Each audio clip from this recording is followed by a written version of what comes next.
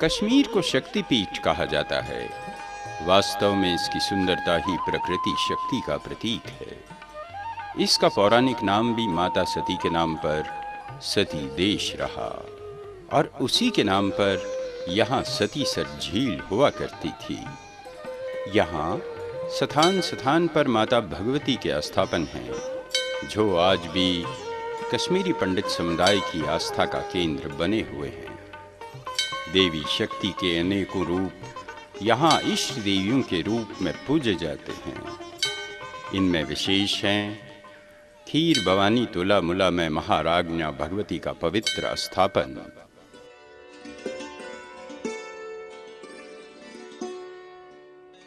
खरऊ में माता ज्वाला जी, हंदवाड़ा स्थित भद्रकाली स्थापन, खनबरन में श्री त्रिपुर सुंदरी धाम, अकिन गांव में शिवा भगवती व बालहमा में श्री बाला देवी जी। इन्हीं स्थापनों में जिस स्थापन को शक्ति का केंद्र माना जाता है वो है श्रीनगर के मध्य प्रद्युम्न पीठ हारी पर्वत पर स्थित श्री राजराजेश्वरी चक्रेश्वरी शारिका भगवती का धाम चक्रेश्वर, जहाँ विश्व में व्याप्त शक्ति का प्रतीक एक स्वयंभू श्री चक्र मुद्रित है।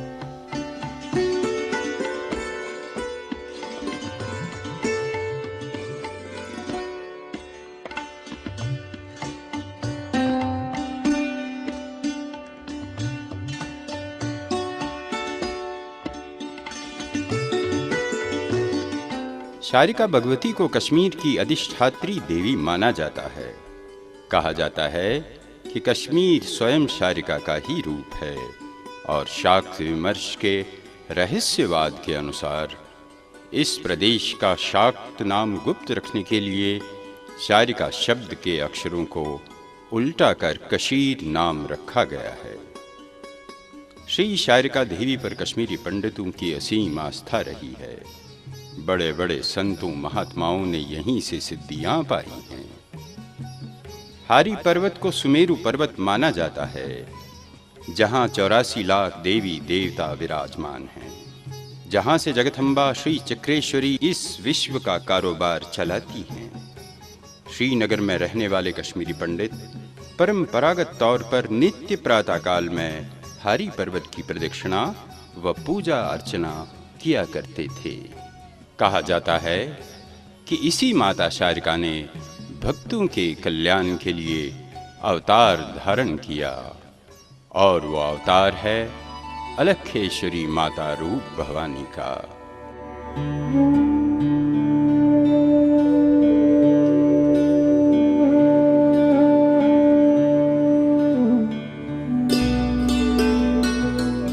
अलखेश्वरी के अलंकार से सुसज्जित माता रूप भवानी शारिका भगवती का अवतार होने के साथ साथ प्राचीन संस्कृति, कश्मीर के शैव शास्त्र, भारतीय दर्शन, आध्यात्मिकता व मानवता का प्रकाशमयी प्रतीक थीं। माता रूप भवानी की कथा 17वीं शताब्दी के पुराने श्रीनगर शहर से शुरू होती है, जब कश्मीर पर मुगल सूबेदार इरादत खान का शासन हुआ करता था। धर्म की ज्योति टिमटिमाती हुई नजर आ रही थी, परंतु कश्मीरी पंडित समुदाय को श्री शारिका भवानी पर अटूट विश्वास था और वो उसकी आराधना में लगे हुए थे। इन्हीं श्रद्धावान पंडितों में से एक थे ददमर सफाकदल श्रीनगर में रहने वाले पंडित माधवजू धर। संपन्न तथा विद्वान होने के साथ ही माधवजू धर माता शारिका के अनन्य भक्त भी थे। वो प्रतिदिन अमृत वेला में ही हारी पर्वत की प्रदक्षिणा के लिए जाया करते थे और देवी की पूजा अर्चना किया करते थे।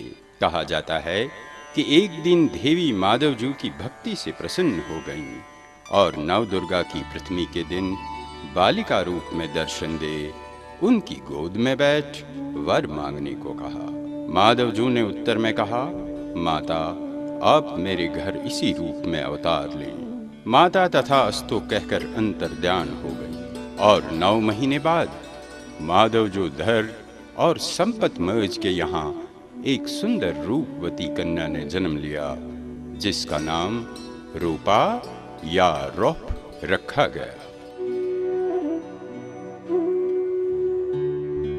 माता रूप भवानी आज से लगभग 400 वर्ष पूर्व अवतरित हो गई।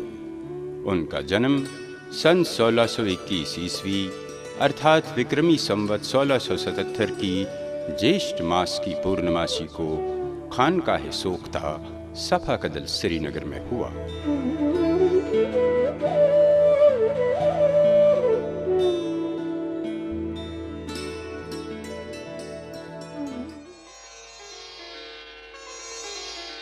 पिता श्री माधवजू धर को भवानी के स्वरूप का कुछ ज्ञान था, परंतु ये तथ्य तब खुला जब गणपतियार हब्बा कदल क्षेत्र के एक सिद्ध योगी विद्याधर जी, जिन्हें सिद्ध विभूति या सद्भूति भी कहते थे, स्वयं शिशु रूपा के अन्नप्राशन के दिन खीर लेकर पहुंचे और मंत्र उच्चारण के साथ भवानी को खीर खिला दी।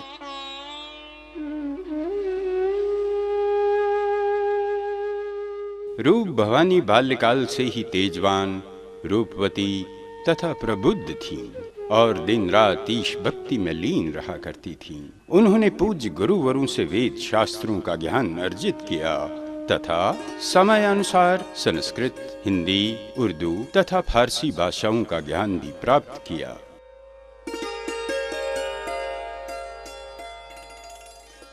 भवानी के चमत्कार उनके बाल्यकाल से ही दिखने आरंभ हो गए। उनका पहला देवी चमत्कार केवल 3 वर्ष की तरुण आयु में सामने आया, जब उन्होंने शिवरात्रि पर पिता श्री माधवजू धर और कुल गुरु को साक्षात शिव परिवार के दर्शन करा दिए।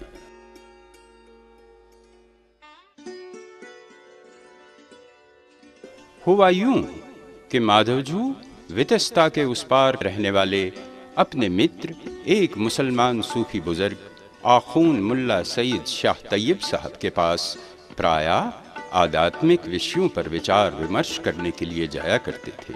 सो शिवरात्रि के दिन भी वो उनसे मिलने चले गए और आध्यात्म की चर्चाओं में मस्त हो गए।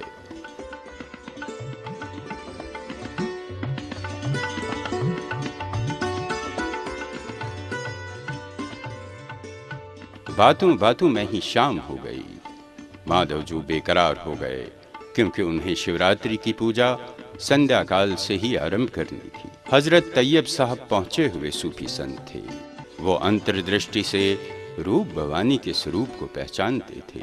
उन्होंने पंडित माधवधर को रूपा के लिए कुछ तिल देकर खड़ाओं पर चलकर दरिया पार करने की सलाह दी। माधवजू ने वैसा ही किया और फौरन घर पहुंच गए। वो तब और भी विस्मित हो गए जब नन्ही रूपा ने आते ही उनसे तैयब साहब के दिए तिल मांग लिए। असली चमत्कार तब हुआ जब सचंदनाथ भैरव महाराज ने स्वयं हाथ बढ़ाकर वो तिल स्वीकार कर लिए। रूप भवानी अपने पिता श्री माधवजू के साथ एक बार आली कदल श्रीनगर में रहने वाले एक उच्च संत ऋषपीर के दर्शन करने चली गई। ऋषपीर उस समय कश्मीर के पहुंचे हुए संत थे, जिनके दर्शनों को रोज भक्तों की भीड़ आया करती थी, जिन्हें वो भुने हुए धान का प्रसाद दिया करते थे। बालिका रूप भवानी उनकी खड़ाओं से खेलने लगी, जिस पर ऋषपीर ने उन्हें बहुत डांटा। बाद में जब निकलते वक्त ऋषिपीर ने उन्हें भुने धान का प्रसाद दिया तो देवी ने कहा, आखिर द्राख लाय गुरु, कि आखिर तुम धान बुनने वाले ही निकले। ऋषिपीर ये सुनकर सन्न रह गए और देवी के स्वरूप को पहचान गए।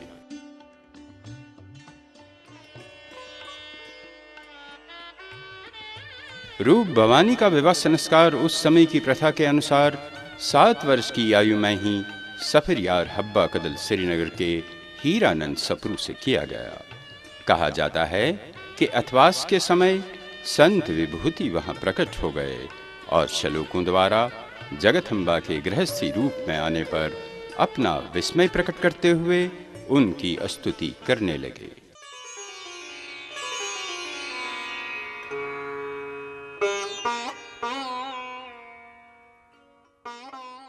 गृहस्थ आश्रम में प्रवेश करने के पश्चात भी माता रूप भवानी ने ईश भक्ति, पूजा पाठ तथा साधना का मार्ग नहीं छोड़ा। अब तक वो एक काष्ठावान योगिनी बन चुकी थीं। कहा जाता है कि उनका पति हीरानंद सप्रू एक मंदबुद्धि व्यक्ति था और उनकी सास जाहिल तथा गंवार। वो सुशील तथा शिक्षित रूपा के कार्यकलाप को समझ नहीं सके और उल्टा बात बात पर उसको नीचा दिखाने की कोशिशें करते रहे। रूपा या रोफदेद सहनशीलता से सब कुछ बर्दाश्त करते हुए उनकी पूरी सेवा करती रहीं। रूप भवानी के चमत्कार ससुराल में भी नहीं छुपे रहे। उनके ससुराल के कुल ब्राह्मण की मृत्यु के पश्चात जब उसके नौसिखे पुत्र को घर में हवन रचाने के लिए बुलाया गया तो उसकी अज्ञानता पर बाकी पुरोहित उसका उपहास करने लगे, जिससे उसका दिल टूट गया और वो फूट फूट कर रोने लगा। ये देखकर माता रूप भवानी को उस पर दया आ गई। माता ने उसके माथे पर अपने हाथ से टीका लगाकर उसको वापस यज्ञशाला में भेज दिया, जहां सबको आश्चर्यचकित करते हुए उसने विधि पूर्वक मंत्र उच्चारण के साथ अनुष्ठान पूरा कर दिया। माता रूप भवानी का सबसे बड़ा चमत्कार तब हुआ जब उसके मैके वालों ने एक हवन रचाया और नवेद के रूप में खीर की एक देगची आदर पूर्वक भवानी के ससुराल हब्बा कदल भेज दी। भवानी की सास ने बहाना बनाते हुए नाक बांव सिकोड़कर कहा कि ये खीर तो कम है, अब मैं किस किस को दूं? इससे अच्छा था कि नहीं भेजती। रूप भवानी ने उसको शांत रहने के लिए कहा और बताया कि वो ढक्कन रखकर बांटती रही। सास ने जिद में आकर सारे मोहल्ले को भर भर कर बांटना शुरू कर दिया। बांटते बांटते उसके बाजू थक गए, पर देगची से खीर कम नहीं हुई जब तक कि माता ने खुद उसमें से प्रसाद नहीं लिया।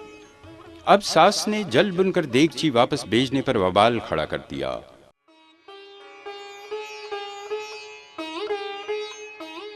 रूप भवानी ने चुपचाप देगची उठाई और वितस्ता पर धोने चली गई। धोकर रूप भवानी ने यह कहते हुए देगची को दरिया में बहा दिया कि जाओ, इस समय मेरे पिता माधवजूधर दरिया घाट पर संध्या कर रहे हैं, उन्हीं के पास जाओ। देगची दरिया की रवानी के साथ बह निकली और श्रीनगर के कई क्षेत्रों से गुजरती गई।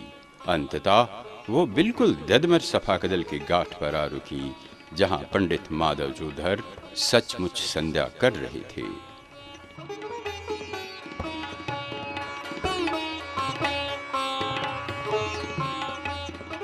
वो अचंभे से अपनी देगची को पहचान गए और घर ले आए। वह साथ ही उन्होंने रूपा का कुशल मंगल पूछने के लिए एक नौकर हब्बा कदल उसके ससुराल में भेज दिया।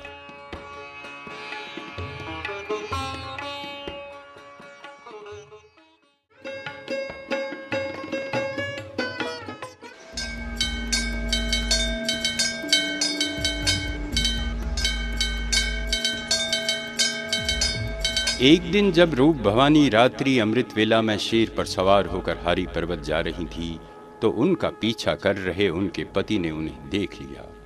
देवी ने उसको भी पार उतारने हेतु अपने साथ आने को कहा, लेकिन हीरानंद सप्रू देवी का यह रूप देखकर डर गया। बहाने ढूंढ रही सास ने माता पर डाइन होने का इल्जाम लगाया। ये सब रूप भवानी से बर्दाश्त न हुआ और वह संसारिक व्यवहार को लात मारकर चुपचाप बिना किसी को बताए श्रीनगर की ढल झील के किनारे स्थित जबरवन पर्वत के घने जंगलों में तपस्या करने चली गई। जबरवन के इन जंगलों में माता रूप भवानी ने 12.5 वर्ष तक घोर तप किया। कहा जाता है कि इस क्षेत्र में कोई जल स्रोत नहीं था, जिसके कारण माता को तपस्या में कठिनाई आ रही थी। सो उन्होंने अपनी देवी शक्ति से यहाँ एक जल कुंड या चश्मा निकाला, जिससे कल कल करता हुआ शीतल मधुर व स्वच्छ जल निकल पड़ा। इस चश्मे को उन्हीं के नाम पर चश्मे साहिबी कहा जाने लगा।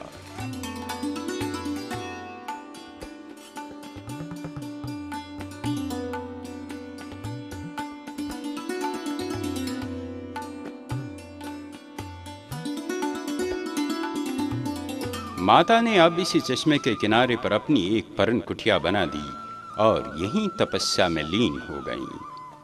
उधर उनके चर्चे सारे श्रीनगर में फैल गए और लोग इस योगिनी के दर्शनों के लिए यहाँ हाजिरी देने लगे। माता ने यहाँ भी कई चिनार के पौधे लगाए तथा फलों के वृक्ष भी लगाए और इस स्थान को एक आश्रम का रूप दे दिया। ये स्थान माता के भक्तों के लिए पहले से ही पवित्र रहा है। माता रूप भवानी का ये तपोस्थल अब एक शक्ति स्थल बन चुका है। स्थानीय भक्तों व कश्मीरी पंडितों के अतिरिक्त हर साल यहाँ हजारों की संख्या में पर्यटक भी माता रूप भवानी के दर्शनों तथा आशीर्वाद के हेतु आते रहते हैं।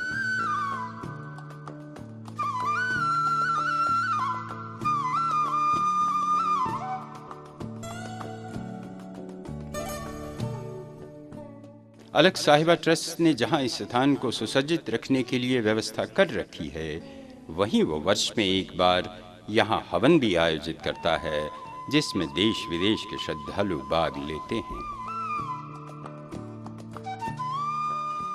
उधर माधवजू बेटी के अदृश्य होने से व्याकुल थे, इधर अलखेश्वरी रूप भवानी के चर्चे फैल रहे थे। जब ये समाचार पंडित माधवधर के पास पहुंचा तो वो ममतावश दौड़े दौड़े आए और अपनी लाडली से घर लौटने का आग्रह करने लगे, लेकिन संसारिक व्यवहार से परे महायोगिनी रूप भवानी ने वापस लौटने से इनकार कर दिया।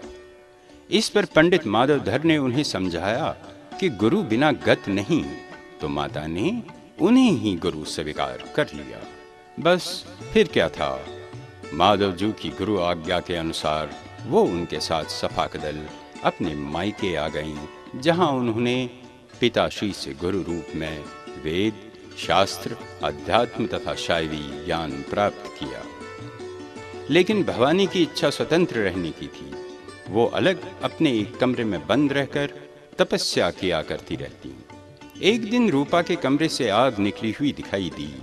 सब ने ये देखा और आग आग चिल्लाना शुरू कर दिया, मगर जब दरवाजा खोला तो वहां रूप भवानी को साधना में लीन पाया।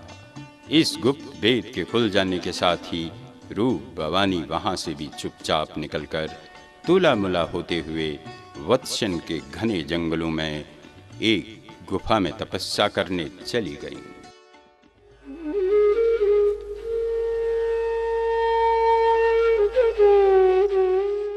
ये वही स्थान है जहां माता एक गुफा में रहती थी, जिसमें एक कलकल करता हुआ चश्मा बह निकलता था। पर अब ये गुफा बंद हो चुकी है, लेकिन उसके निशान अब भी बाकी हैं। वत्सन के तपोवन में रौपदद ने कई चिनार प्रतिष्ठित किए, जिससे इस तपोस्थल की महिमा और भी बढ़ गई। गांव बस्ती से दूर वत्सन की इन पर्वत कंदराओं में माता तपस्या में लीन रहती थी।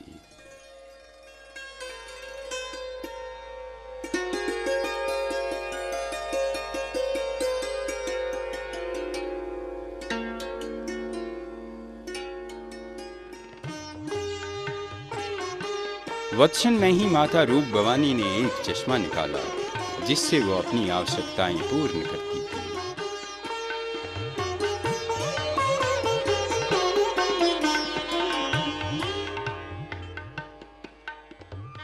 कहा जाता है कि माता ने यहाँ इस शांत तथा शीतल वातावरण में 12.5 वर्ष तक तपस्या की। वो निराहार रहती और यहाँ की प्राकृतिक गुफा में जल पर ही निर्वाह करती।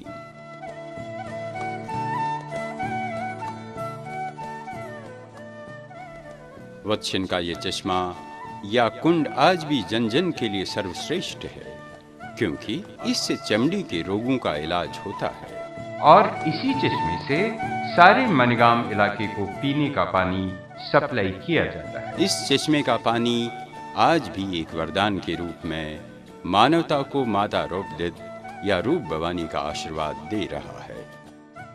कहा जाता है कि माता रूप भवानी कठिन स्थानों पर अपना जप तप करती रही। रौपदद ने संसारिक व्यवहार से दूर रहकर जहां घोर तपस्या की, उनमें से एक स्थान है मानिगाम के ऊपर ऊंची पहाड़ी पर स्थित गोसोइन बोई, जहां आश्चर्यजनक तौर पर पहाड़ की ऊंचाई पर वन वृक्षों तथा झाड़ियों के मध्य 2 चिनार नजर आते हैं। इतनी ऊंचाई पर स्थित इन चिनारों की खोह में संभवतः जोगी महात्मा या गोसाई वास और तपस्या किया करते थे।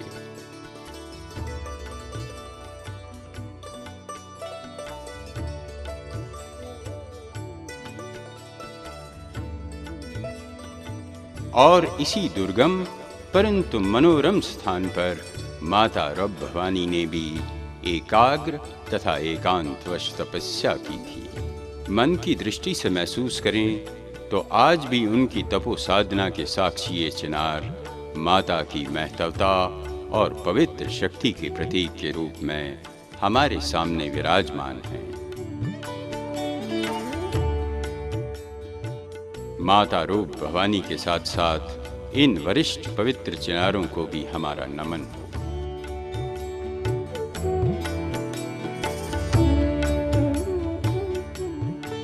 वत्सन में रहते हुए माता रूप भवानी लोगों की दृष्टि से अगोचर रहीं, जब तक एक चमत्कारिक घटना न घटी।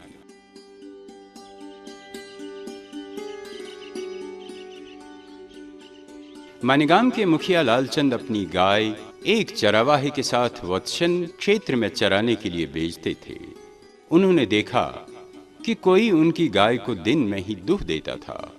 इसके बाद चरावाहे ने गाय का पीछा करना शुरू कर दिया तो देखा कि गाय एक तपस्विनी के आगे रखे हुए बर्तन में स्वयं अपने थनु से दूध गिराकर वापस आ गई।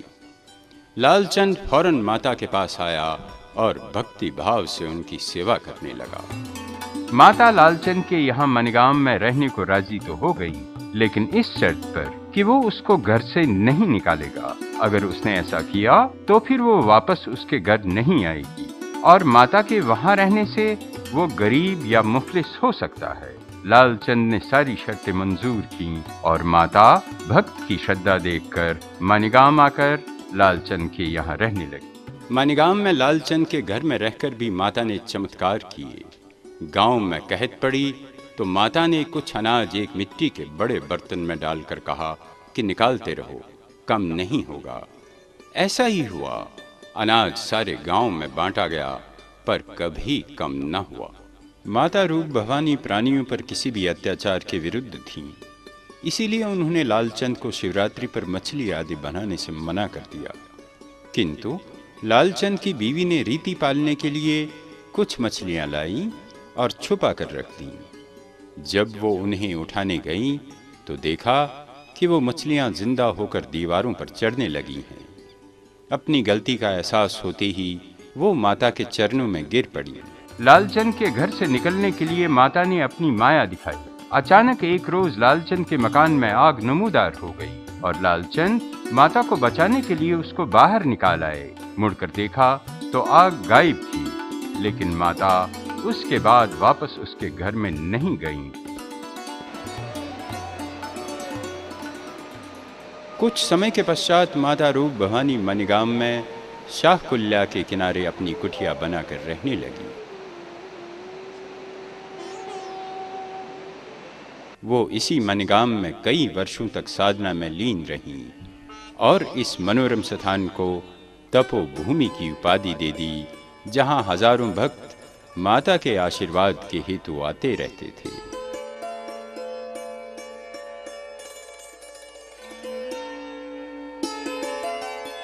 यहाँ खड़ा ये चिनार का वृक्ष माता के चमत्कारों की अमर कथा दर्शाता है। कहा जाता है कि एक दिन रुपदेद शाहकुल के किनारे ध्यान मगन बैठी थी कि अचानक एक अधजली चिनार की टहनी बहती हुई आई। माता ने वो टहनी उठाकर अपने हाथों से किनारे पर रोक दी और वही तरुण अधजली डाली आज इस विशाल चिनार वृक्ष के रूप में विराजमान है। मनिगाम में रहकर माता और भी प्रसिद्ध हो गईं और अब न केवल मनिगाम बल्कि लार, नुनर, गांदरबल, वास्कुरा, सुंबल, श्रीनगर गर्ज की वो कश्मीरी पंडितों की संत परंपरा का प्रतीक बन गई। मानीगाम में रहकर माता ने जो अनगिनत चमत्कार किए, उनमें लालचंद के मकान में आग लगने का वाकया भी शामिल है।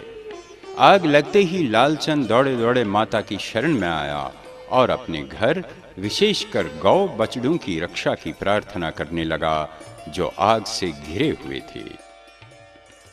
भवानी ने उसका ढाढ़स बंधाया और उसको वापस जाकर गाय बछड़ों को नाम से पुकारने को कहा। नाम पुकारते ही सब गायें और बछड़े जंगल से निकलकर आ गए, जिसको देखकर सब हैरान रह गए। मानीगाम में 12.5 वर्ष तक वास करने के पश्चात भवानी लार रहने चली गई।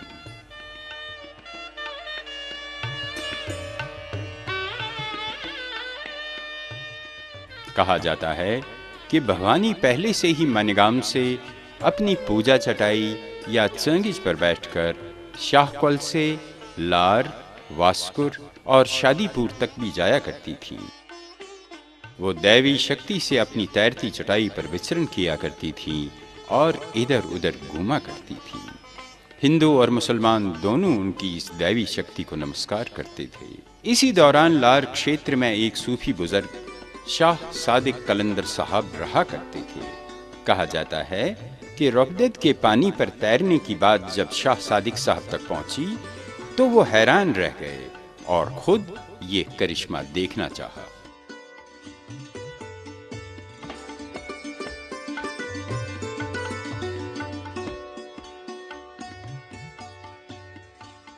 शाह सादिक साहब वतलार के स्थान पर अपने शिष्यों के साथ शाहकौल के किनारे बैठे थे कि रोपदेद अपनी घास की गोल चटाई चंगिज पर बैठकर आ पहुंची। शाह सादिक साहब ने हैरत में पढ़कर पूछा, नाम क्या है? रूप भवानी ने कहा, रौप यानी चांदी। शाह साहब बोले, इस तरफ आओ तो सोना बना दूंगा। रूप भवानी ने जवाब दिया, इस तरफ आ जाओ, मुक्त कर दूंगी। इसके पश्चात शाह सादिक कलंदर साहब रूप भवानी का सम्मान करने लगे।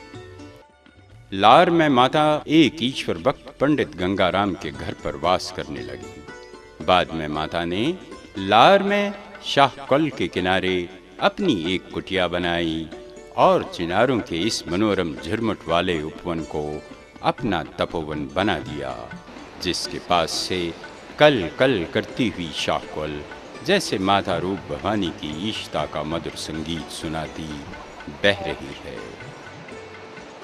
लार में रहकर माता रूप भवानी की ख्याति सारे कश्मीर में फैल गई। अब हजारों लोग, जिनमें पंडित व मुसलमान दोनों शामिल थे, रोपदेद के दर्शनों तथा आशीर्वाद के लिए आने लगे। आहिस्ता आहिस्ता रूप भवानी का लार का ये तपोवन भक्तों का आस्था स्थल बन गया, जहां धर्मशालाएं और लंगर भी अस्तित्व में आ गए और दिन रात इस चिनारों से भरे प्रांगण में पूजा पाठ व भजन कीर्तन की मधुर लहरें गूंजने लगी।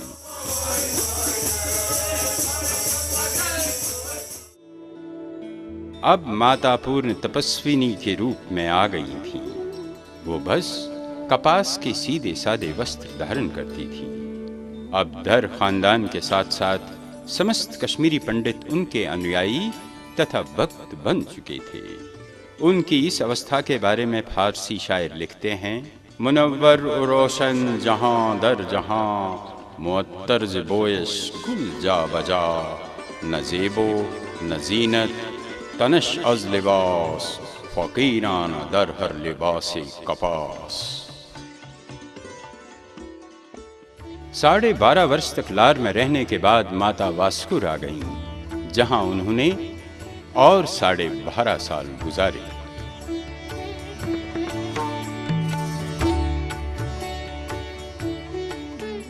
वास्कुर के इस मनोरम स्थान पर माता रूप भवानी विराजमान हो गईं।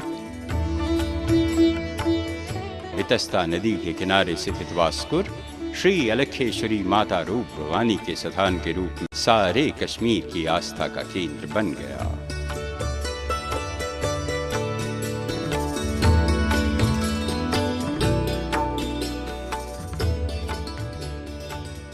उनके भक्तों में हिंदू तथा मुसलमान दोनों समुदायों के लोग शामिल थे।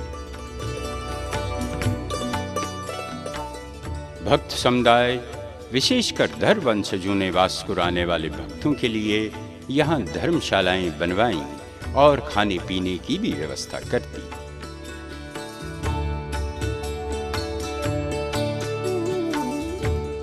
माता श्री रूप भवानी के चमत्कार यहाँ भी सूर्य कोटि प्रकाशित रहे। वो यहाँ आए हर दीन दुखी पर कृपा दृष्टि करके कष्ट निवारण करती रही। कहा जाता है कि वास्कुर का मलिक खानदान माता का बड़ा सम्मान करता था तथा उनका अनुयायी था। उनके यहाँ एक जन्म से अंधा लड़का था जिसकी माता रूप भवानी की सदा सेवा किया करती थी। माता को उस पर दया आ गई और अंधे लड़के को कुआं खोदने को कहा। ज्यों ही उसने माता की आज्ञा के अनुसार कुएं से निकलता पानी अपनी आंखों पर लगाया तो उसकी आंखों में रोशनी लौट आई।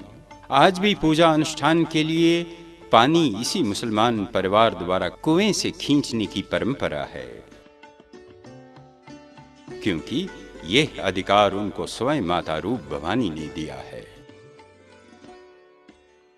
वास्कुर में भवानी ने जो चमत्कार किए उनमें बालजू धर को विद्या देना सर्वश्रेष्ठ है।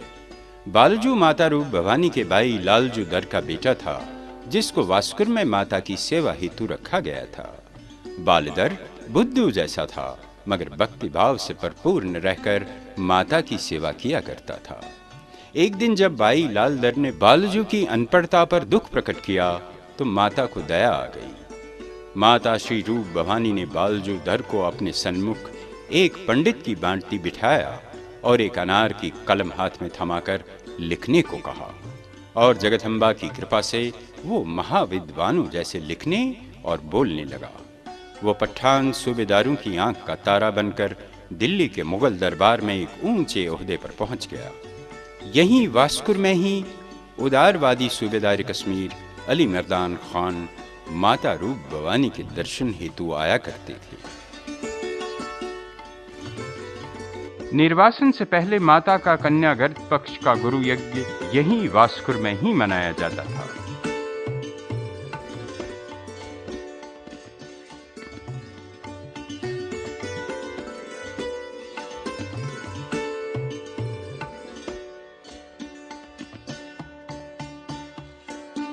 वास्कुर के पश्चात श्री माता रूप भवानी वापस सफाकदल श्रीनगर आ गई और अंत तक वहीं रही।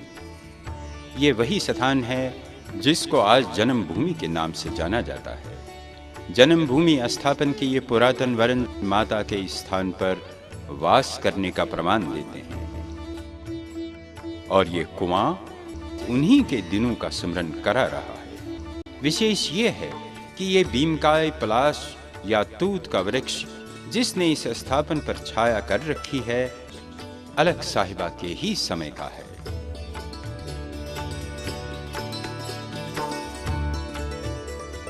इस विशाल काय पलाश यानी तूत वृक्ष की जड़ें इस कुएं तक उतरी हुई हैं और इसके पुरातन तथा पवित्रता को दर्शाती हैं। श्रीनगर के खानकाही सोख्ता के इसी क्षेत्र में माता रूप भवानी ने भौतिक संसार को त्याग दिया। सन 1721 ईस्वी यानी 1777 विक्रमी की माघ मास की कृष्ण सप्तमी को वो ब्रह्मलीन हो गई।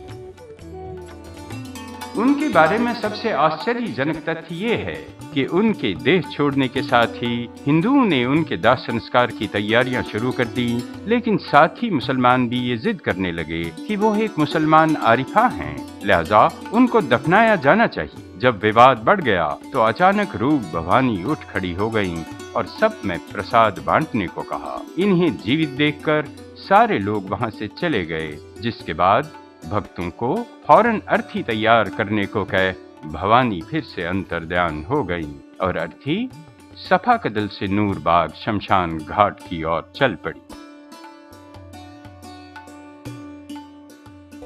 अर्थी थोड़ा चलने के बाद विश्राम करने हेतु नूरबाग शमशान के समीप रुक गई।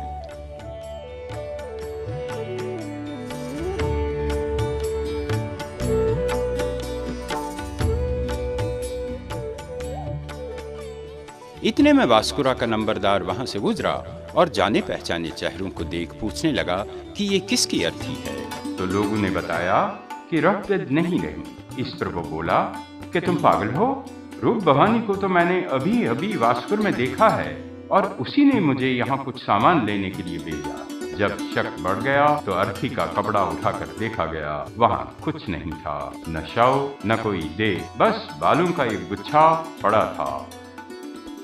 वो केशों का गुच्छा आज भी सौभाग्यवश सुरक्षित है। चूंकि बालों के गुच्छे को संस्कृत में अलग कहते हैं, लहजा माता रूप भवानी का नाम भी अलखेश्वरी पड़ गया। तो अब ये जम्मू में विराजमान है और हर अनंत चतुर्दशी को भक्तों के दर्शनों के लिए पूजा पाठ व भजन कीर्तन के साथ अपने स्थान से कुछ समय के लिए बाहर निकाला जाता है। उनके निर्वाण पर सूफी बुजुर्ग शाह सादिक कलंदर साहब ने इन शब्दों में अलख साहिबा को अपनी श्रद्धांजलि भेंट की थी। आरिफे ज़ात अलख अवतार, कालिबे अंसरी खैश शिकस्त, करद परवाज़ सूए अर्श अजीम, बादिले नेक बरहमतश पैवस्त, हजार वसे सद से अश्रो हफ्त के आं साहिबे नूर दर नूर रफ्त। अर्थात अलख अवतार तपस्विनी ने भौतिक आवरण छोड़ दिया और ब्रह्म की तरफ परवाज कर गई। हृदय में नेकी और दया भाव लिए वो साहिब नूर नूर में समा गई।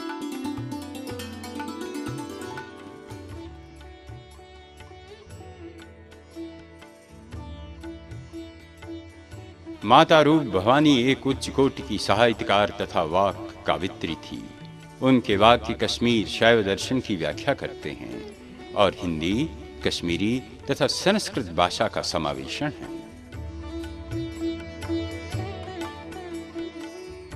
वह परम शिव की सर्वव्यापकता का आभास कराती हैं और उसी सर्वज्ञ का गुणगान करती नजर आती हैं। यवान पानत जवान पान, रिवान पानत निवान टुक, नाना प्रकर गिंदान पान, रिंदान पान हैवान पत। यानी वो ईश्वर खुद ही रूप धारण कर जन्म लेता है, स्वयं ही हंसता रोता जिंदगी गुजारता है और खुद ही भोग कर चला जाता है।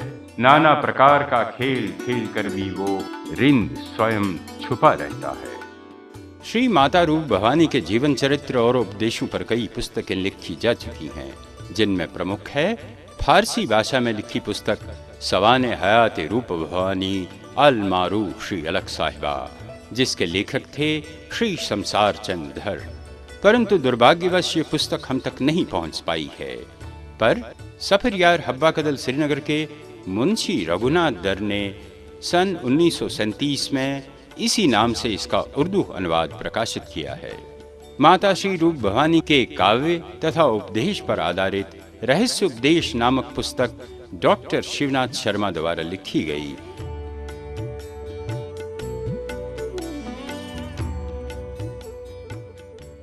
सर्वानंद कौल प्रेमी जी ने मुख्तसर सवाने उमरी नामक पुस्तक में माता के जीवन पर प्रकाश डाला। प्रमुख पुस्तकों में टी.एन. धर की पुस्तक रूप Bhavani life teachings and philosophy भी शामिल है।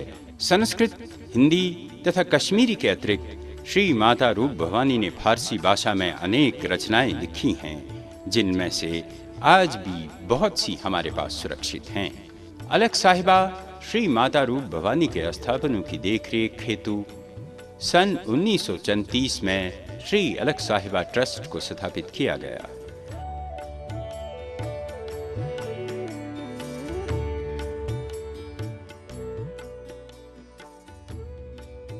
आज भी माता अलखेश्वरी के दोनों निर्वासन दिवस तथा जन्म समारोह इसी ट्रस्ट की ओर से आयोजित किए जाते रहे हैं।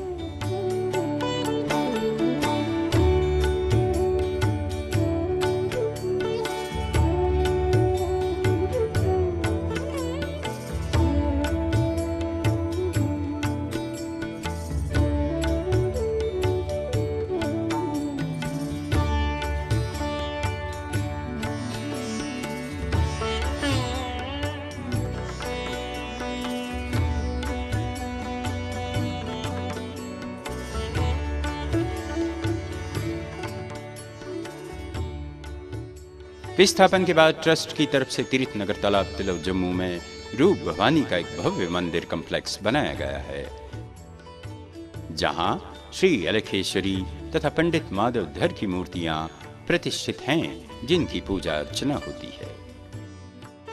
ज्येष्ठ मास की पूर्णमासी को हर वर्ष हर्षोल्लास से यहाँ भवानी का जन्म दिवस मनाया जाता है, जिसमें हजारों भक्तजन भाग लेकर पुण्य प्राप्त करते हैं। यज्ञ, हवन, पूजा पाठ व अन्य नैवेद्य इस समारोह के मुख्य आकर्षण होते हैं। इसी प्रकार महाघ कृष्ण सप्तमी अर्थात साहिब सप्तमी का परम उत्सव भी यहाँ अलख साहिबा ट्रस्ट के सानिध्य से परंपरागत ढंग से मनाया जाता है, जिसमें यज्ञ किया जाता है और हजारों भक्त माता की श्रद्धा पूर्वक पूजा करते हैं। यही साहिब सप्तमी पितृपक्ष में उसी श्रद्धा भावना तथा उत्साह के साथ मनाई जाती है, जिसमें अपार जनसमूह भाग लेता है।